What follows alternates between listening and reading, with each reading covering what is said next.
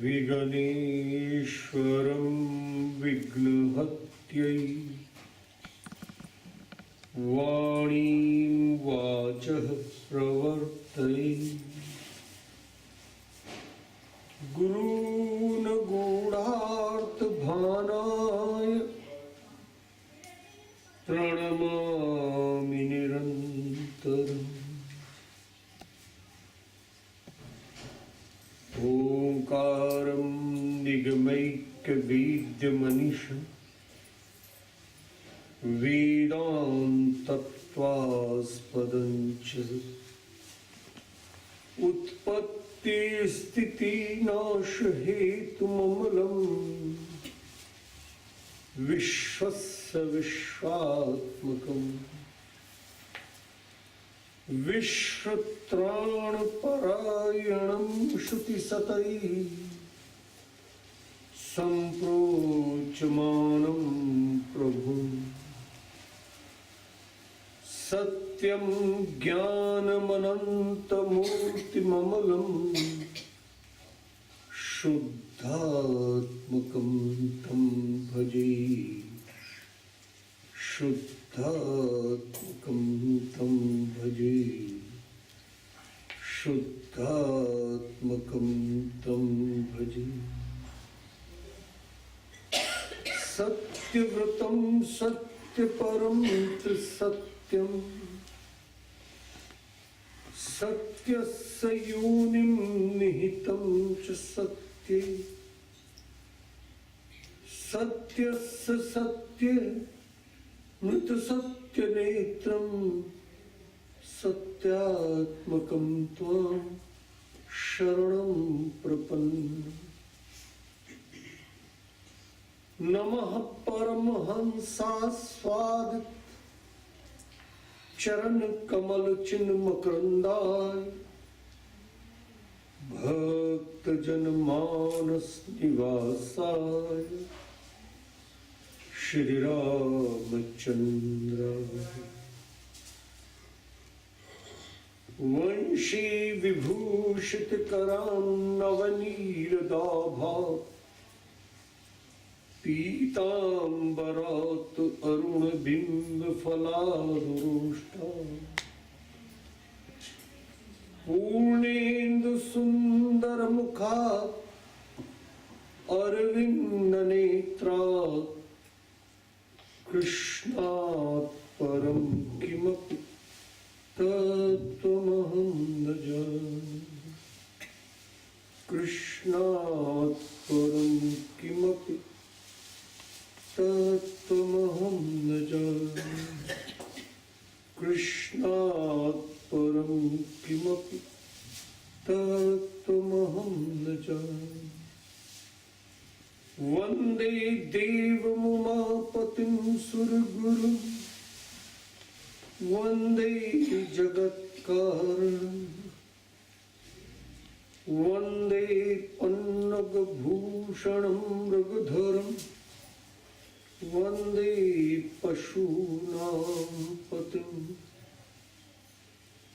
वन्दे सूर्यशशाङ्कवह्निनयनं वन्दे मुकुन्दप्रियं वन्दे भक्तजनाश्रयं च वरदं वन्दे शिवं शङ्करं वन्दे शिवं शङ्करं वन्दे शिवं शङ्करम्। देवी प्रपन्नाति हरे प्रसीद प्रसीद मातर्जगतोऽखिलस्य प्रसीद विश्वेश्वरि पाहि विश्वं त्वमीश्वरि देवि चराचरस्य। शरणागत परित्राणपरायणी सर्वस्यापि हरे देवी नारायणी नमोस्तुते। श्री माँ जय जय माँ।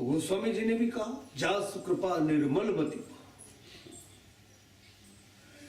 निर्मल मति जब हमारी हो जाती है तो विलासी जीवन का अंत होता है।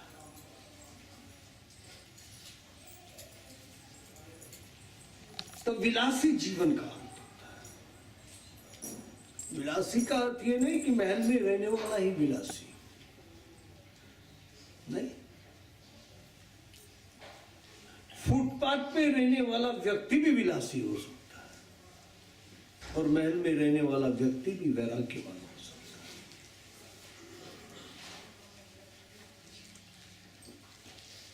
है। एयर कंडीशन में सोने से या 36 इंच के डनलप बेड पर सोने से ही कोई विलासी नहीं होता।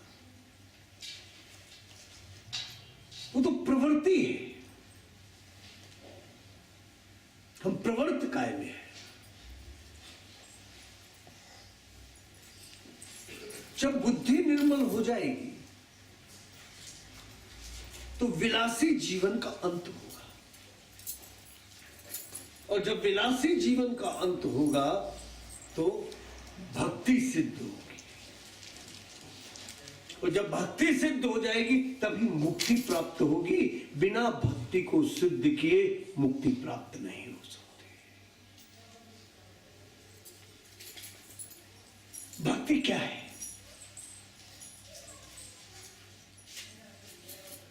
तो हमने तिलक लगा लिया, लोग भगत जी कहने लगे। नहीं, भक्ति इतनी सरल नहीं है। भक्त के लक्षणों का निरूपण करते हुए भगवान ने गीता में 8 श्लोक कहे। अद्वेष्टा सर्वभूतानां मैत्र करुण एव च निर्ममो निरहंकार सम दुख सुख क्षमी संतुष्टा सत्तम योगी यथात्मा दृढ़ निश्चय मयि अर्पित मनोबुद्धिर यो मद भक्ता समे प्रिय यो न हृष्यति न द्वेषति न सोचति न कांक्षति शुभाशुभ परित्यागी भक्तिमान से मे प्रिया यो न यस्मिन् द्विष्टे लोको लोकान् द्विष्टे च यः हर्षामर्ष भयोद्वेगैर् मुक्तो यस्य मे प्रिय अनिपेक्षा सुचित दक्ष उदासीनो गतव्यथा सर्वारंभ परित्यागी यो मद भक्ता समे प्रिय समासक्तौ च मित्रे च तथा मान अपमानयोः शीतोष्ण सुख दुःखेषु समसंग विवर्जितः तुल्य निंदा स्तुतिर्मौनी संतुष्टो येन केनचित् अनिकेता स्थिरमति भक्तिमान में प्रियो मेरा ये तु धर्म्यामृतमिदं यथोक्तं परिपासते श्रद्धानामत् परमा भक्तास्तेतीव मे प्रियाः। अविनाश श्लोकों की व्याख्या करें तो इसी में पहला ही पद ले ले, अद्वेष्टा सर्वभूतानां, हर प्राणी के प्रति अद्वेष हो जाना, द्वेष नहीं रखना। ये जो द्वेष शब्द है ये द्विष धातु से बना है, और द्विष का शाब्दिक अर्थ होता है दुहरा विष। दुहरा विष, यदि मेरा किसी से द्वेष हुआ तो वो मुझे भी मारेगा, चैन नहीं लेने देगा, और जिसके प्रति हुआ है उसको भी चैन नहीं लगेगा। दूर वह जो विष है, साइनाइड है, वो अगर हम सेवन कर लें तो मेरी मृत्यु हो जाएगी। तो एक गहरा विष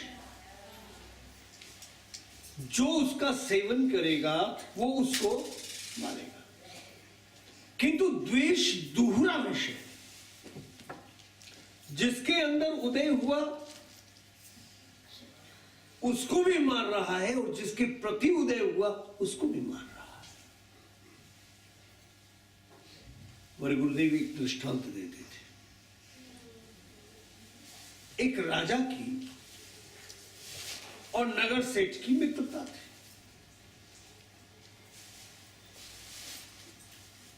नगर सेठ को व्यापार में घाटा हुआ, घाटा बहुत ज्यादा हो गया।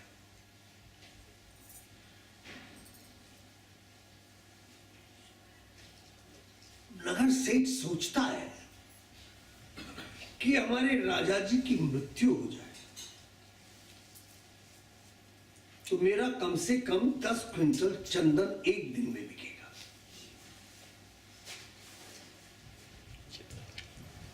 और 10 क्विंटल चंदन अगर एक दिन में बिक गया तो सारा घाटा मेरा पूरा हो जाएगा।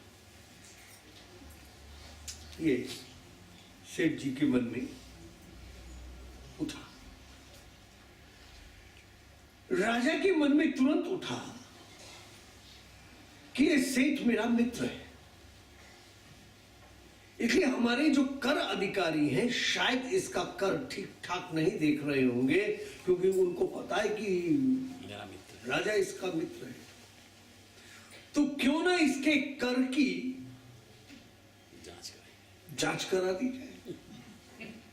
हाँ भाई, जब तक राजा बैठा है चुप तब तक बैठा, वो तो सोता हुआ नाग है। राजा सोता हुआ नाग है, जब तक वो सो रहा है तब तक सो रहा है, और जब जाग गया तो पता नहीं क्या क्या कहां कहां के गड़े मुर्दे उखा दे वो।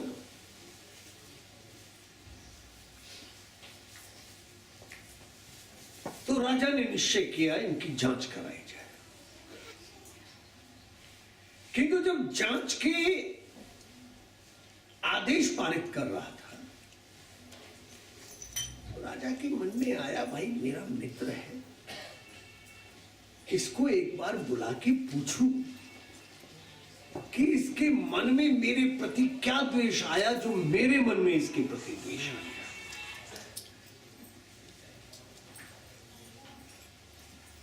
कहीं ना कहीं कोई ना कोई बात है।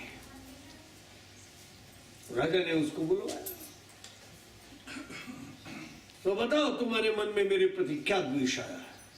और ने कहा, महाराज आपके प्रति द्वेष लाके मैं जीवित रह सकता हूं क्या?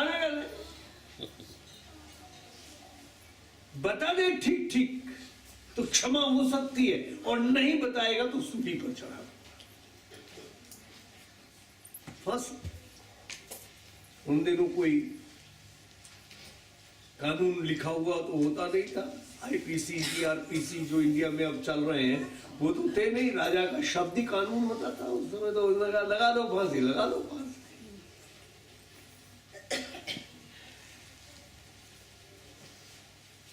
उसने कहा, महाराज क्षमा करें मुझे, किंतु कुछ तो आया है मेरे मन में। उन्होंने कहा, वही तो पूछ रहा हूं, क्या आया? उन्होंने कहा, महाराज घाटा हो गया व्यापार में बहुत ज्यादा, और मैंने सोचा अगर आपकी मृत्यु हो जाए तो मेरा 10 क्विंटल चंदन एक दिन में बिकेगा और मेरा घाटा पूरा हो जाएगा। अरे उन्होंने कहा, मूर्ख सेठ, तेने ये क्यों सोचा कि मेरी मृत्यु हो जाए और तेरा 10 क्विंटल चंदन बिके? तेने ये क्यों नहीं सोचा कि राजा अपने महल के सारे दरवाजे चंदन के बना दे और 100 क्विंटल चंदन मेरा बिक जाए? तुझे चंदन बेचना था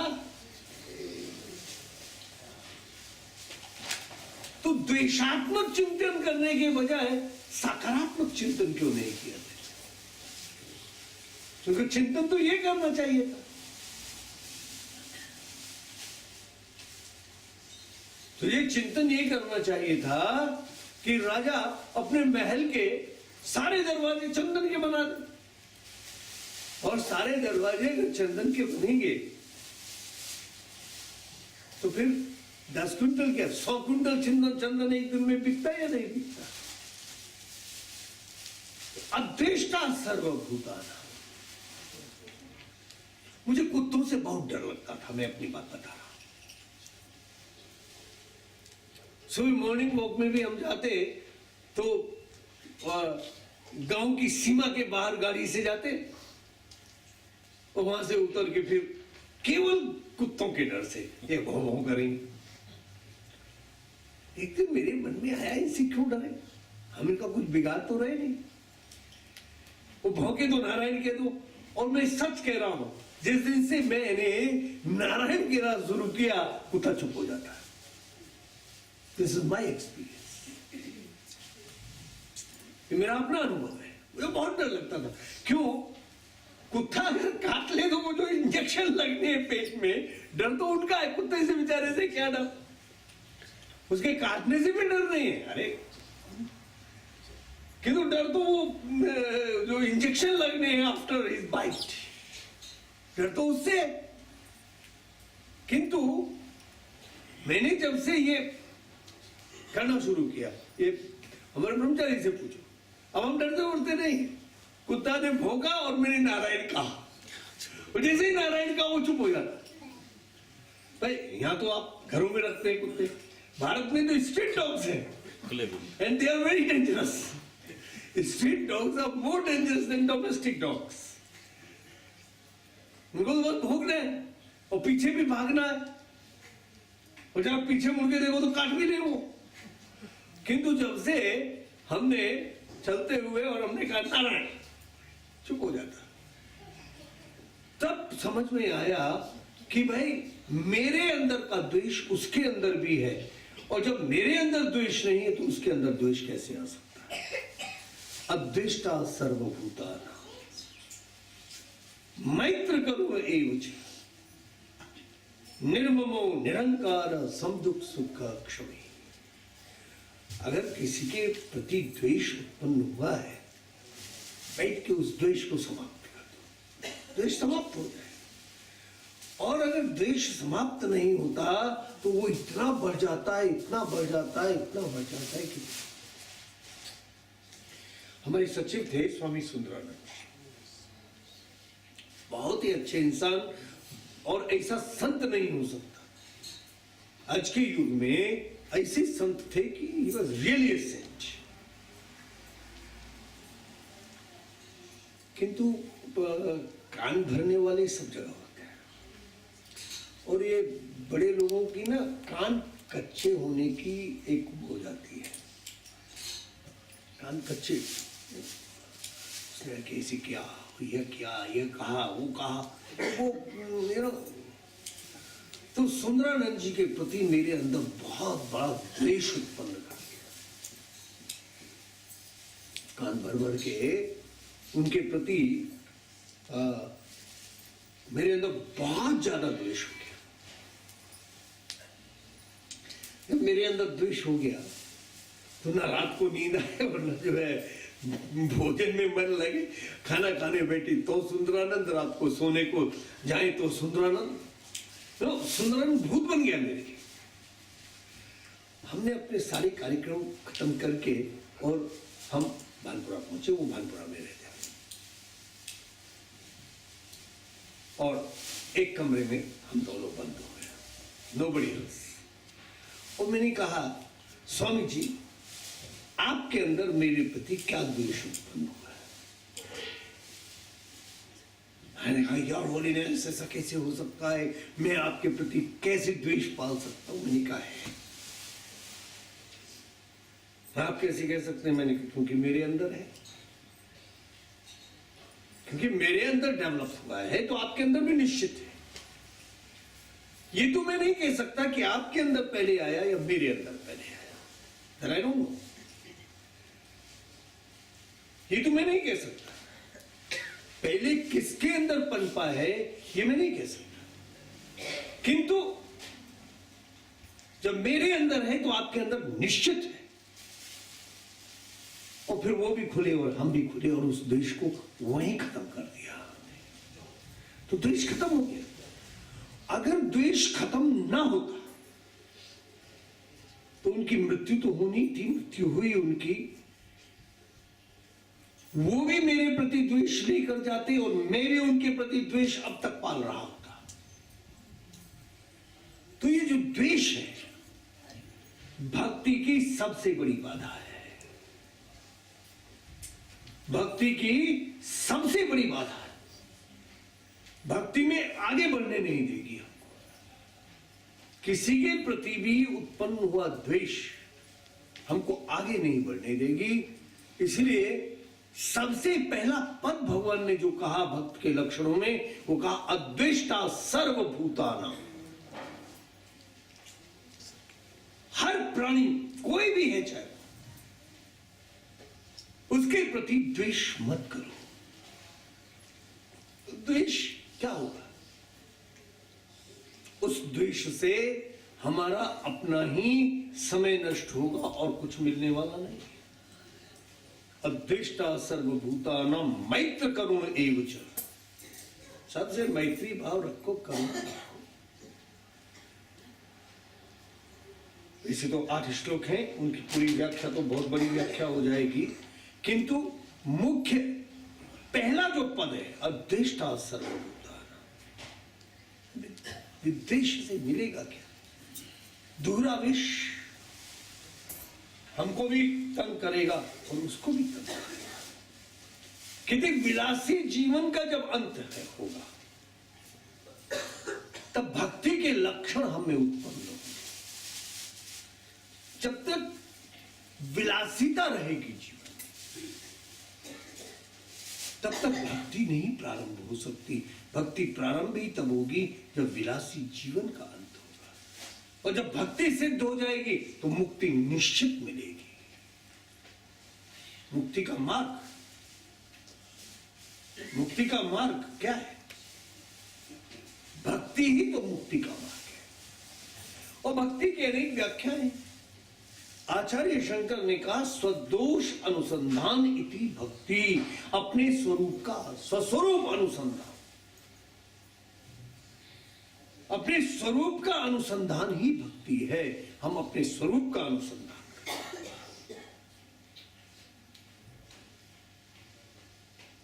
हम अपने स्वरूप को समझने की कोशिश करें, ये भक्ति है। वेदांत इसी को भक्ति मानता है। और जहां तक वैष्णव जन है, वो जो है भजन कीर्तन से भक्ति को प्रारंभ मानते हैं। भक्ति प्रारंभ कहां से हुई? प्रहलाद जी ने कहा श्रवणम कीर्तनम विष्णु, स्मरणम पाद सेवनम, अर्चनम वंदनम दास्यम, सत्यमात्म निवेदनम। कहां से प्रारंभ होगी? श्रवण से प्रारंभ होगी। श्रवणम कीर्तनम विष्णु। गोस्वामी तुलसीदास जी ने भी नवदा भक्ति का बड़ा सुंदर निरूपण किया है। प्रथम भक्ति संतन कर संगा, दूसरे रति मम कथा प्रसंगा, गुरुपद पंकज सेवा, तीसरी भक्ति अमान, चौथी भक्ति मम गुणगन, करहि कपट तज गान, मंत्र जाप मम दृढ़ विश्वासा, पंचम भजन सुवेद प्रकाशा, छठदम शील विरति बहु कर्मा, निरत निरंजन सज्जन धर्मा, सातम सम मोहि मैं जग देखा, मोते संत अधिक करि लेखा, आठम जथा लाभ संतोषा, सपन नहीं देखई पर दोषा, नवम सरल संशय सब जीना, मम भरोस हर्ष न दीना। इस नवदा भक्ति में एक विशेषता बताए, केवल पहली भक्ति है जिसमें कोई शर्त नहीं है, बाकी सब में शर्त है। सब में शर्त है। दूसरी रति रति रति मम कथा प्रसंगा, रुचि मम कथा प्रसंगा नहीं, रति मम कथा प्रसंगा। जिस प्रकार से कामुक व्यक्ति रति कीड़ा में अपने आप को भूल जाता है, ठीक इसी प्रकार से जब हम कथा प्रसंगों में अपने आप को बिल्कुल भूल जाए, अपने आप को बिल्कुल निमग्न कर दें उसमें, सुनि समझहि जन मुदित मन मज्जहि अति अनुराग, ले ही चारि फल अछत तनु साधु समाज प्रयाग। बिल्कुल डूब जाए रति मम कथा प्रसंग। गुरुपद पंकज सेवा सभी करते, हम भी करते हैं, आप भी करते हैं, अपने अपने गुरुओं की सब सेवा करते हैं, किंतु तीसरी भक्ति अमान, मान त्याग के वो नहीं हो पाता। मान आ जाता है मैं, और जहां मान आया तो फिर वो भक्ति नहीं रही। तो मान त्याग के, अहम का त्याग करके, तीसरी भक्ति अमान, चौथी भक्ति मम गुण गण करे कपट दजिका। कथा कह रहे, दृष्टि का है, कितना पैसा चल रहा है,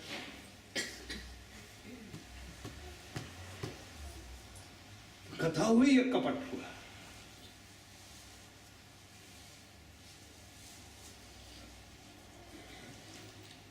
एक राजा ने एक बार श्रीमद् भागवत की कथा करवाई, कथा पूरी हो गई। उसने कहा धुंधुकारी के लिए विमान आया,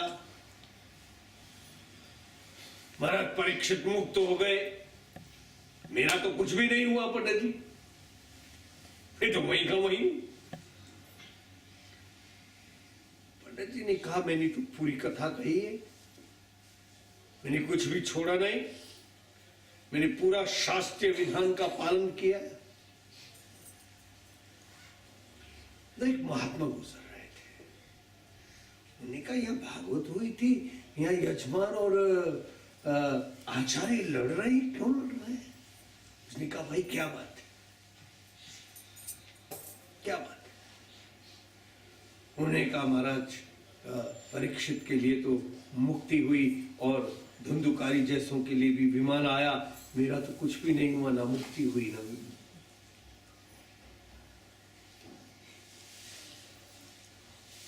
महात्मा ने दोनों के हाथ बांध दिए